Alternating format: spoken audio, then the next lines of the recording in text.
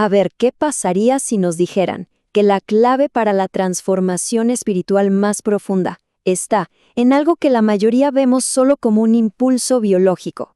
Hoy nos vamos a meter de lleno a desmenuzar una de las ideas más polémicas de Samael Aun Weor, la castidad científica, tal como la explica en su libro El matrimonio perfecto. Vamos a ver qué significa esto, qué hay detrás, directamente desde el texto. Para arrancar, miren esta frase, que es posta el corazón de todo. La energía sexual es la sustancia de Dios en el hombre. Con esto de una nos saca del plano de la biología y nos mete de cabeza en otra cosa. O sea, lo que nos plantea es que esto no es solo un tema de placer o de tener hijos, sino que estamos hablando de energía divina. Bueno, para no perdernos en esta idea tan potente, vamos a seguir un mapa bien claro. Primero, ¿a qué se refiere con eso de energía divina? Después, y acá viene lo bueno, ¿cómo se supone que se trabaja con ella? Vamos a ver el rol fundamental que juega la pareja, los obstáculos que pueden aparecer, qué pasa en el cuerpo y la mente si se logra, y lo más importante, ¿para qué todo este laburo? ¿Cuál es el objetivo final? Arranquemos por el principio, la energía sexual divina. Fíjense en el subtítulo, materia prima de la creación. La idea acá, de entrada, es patear el tablero. Es borrar la concepción común que tenemos sobre el sexo y presentarlo como la mismísima fuerza creadora del universo, pero disponible a escala humana. Y ojo, que según el autor, esto no es un invento de ahora. Lo presenta como un saber universal que un montón de culturas ya conocían. La llamaban ens seminis, los alquimistas, que era la esencia de la semilla. ¡Tremendo! O Kundalini en la India, esa famosa serpiente de fuego dormida. O Jing en el taoísmo. Nombres distintos, pero la misma idea de fondo. Es la energía más potente que tenemos disponible. Ahora, acá viene lo más interesante.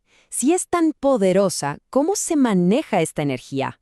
Pasamos a la segunda parte, la famosa castidad científica. Y atentos a esto porque no se presenta como una regla moral de no podés hacer esto, sino como una especie de tecnología espiritual. Y acá está el punto clave, la gran diferencia con lo que uno se imagina.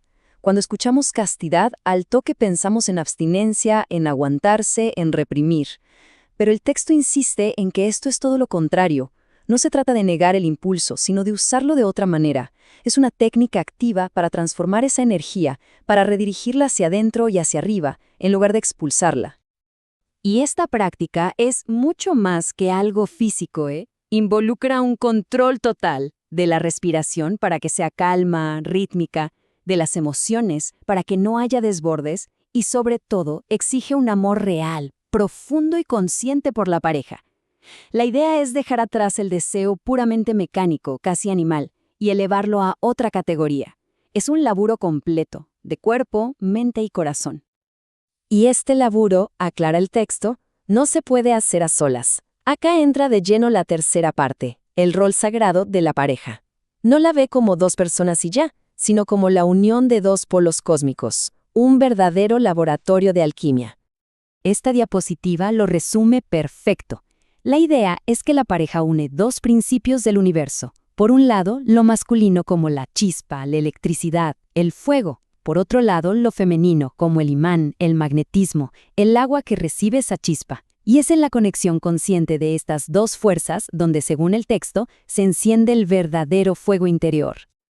Pero claro, para que esta alquimia funcione, la conexión no puede ser solo de piel. El texto es clarísimo en esto. Se necesitan 3 afinidades, 3 sintonías. La física, obvio, pero también la emocional y la espiritual. Si no hay una armonía total en los 3 niveles, el circuito no se completa. Solo cuando todo vibra junto, el acto deja de ser algo común y se convierte en un ritual. Y ahora vamos a la parte más controversial, a lo que más choca. ¿Qué es lo que impide que todo esto funcione? La doctrina apunta a 2 grandes obstáculos, el orgasmo, tal como lo conocemos, y el ego. Y a ambos los describe sin vueltas como la pérdida del fuego divino. Acá la postura es tajante, no hay grises. El orgasmo convencional se describe como una destrucción alquímica. O sea, en ese momento, toda esa materia prima de la que hablamos al principio, esa energía divina, se pierde, se va. Es como si se produjera un cortocircuito que interrumpe todo el proceso de ascenso interior. ¡Pum! Se corta la luz. Pero esto no es solo un trabajo de pareja, Va de la mano con un laburo psicológico constante. El texto habla de estos agregados, que son, básicamente, nuestros defectos. La bronca, el orgullo, la envidia. Se los considera a los verdaderos tapones internos. ¿Por qué? Porque son como anclas, vibraciones pesadas que impiden que esa energía sutil y divina pueda subir, por más que la técnica sexual se haga perfecta. Entonces, la pregunta es, si la energía no se pierde, ¿qué pasa con ella? ¿A dónde va? Bueno, la quinta parte nos describe su viaje hacia arriba, el ascenso del Kundalini, y se lo presenta como un camino de iniciación que recorre toda la columna vertebral. Y el texto deja muy claro que esto no es algo mágico o automático, Es un proceso inteligente, gradual. La energía, ya transformada, empieza a subir por la columna, pero cada pequeño avance, cada vértebra que conquista, significa que se superó una prueba interna, que se limpió algo adentro.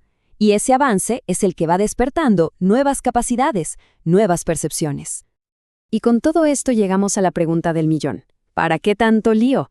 ¿Cuál es el objetivo de un sistema que parece tan exigente? Bueno, la última sección nos cuenta la meta final, la transformación total, el premio gordo, los resultados que se supone que se obtienen. Y los resultados que se prometen son una locura. Abarcan todo. No se habla solo de una regeneración del cuerpo y una energía constante. Se habla de cosas que van mucho más allá, de despertar facultades dormidas, de la capacidad de percibir otras dimensiones y, en última instancia, de un cambio total de la personalidad que nos abriría una conciencia mucho más elevada, mucho más expandida. Así que, si tuviéramos que resumir todo el capítulo en una sola frase, sería esta. Una idea simple, pero que te vuela la cabeza. Que toda la evolución y transformación real del ser humano depende sí o sí de cómo usa, de forma consciente, su energía más poderosa, la sexual.